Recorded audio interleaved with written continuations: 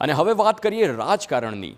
સત્તાધારી પક્ષ સંસદને ચાલવા દેતી નથી, આવો આક્ષેપ કોંગ્રેસના ગુજરાત પ્રમુખ અને રાજ્યસભાના સાંસદ શક્તિસિંહ ગોહિલે કર્યો હતો, જેનો હવે ભાજપના કેન્દ્રીય પ્રધાન CR પાટીલે જવાબ આપ્યો છે। તેમણે કહ્યું કે શક્તિસિંહ લોકોને ગેરમાર્ગે દોરી રહ્યા છે। લોકસભા અને રાજ્યસભા એ લાઈવ એનું રિપોર્ટિંગ થતું હોય છે।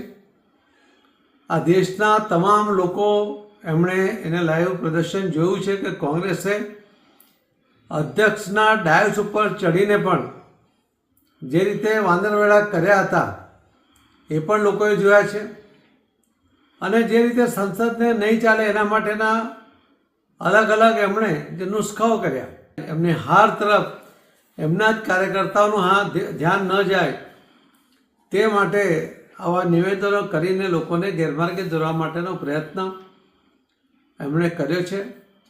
હું ચોક્કસપણે એમના પ્રયત્નને વખોડી કાઢું છું।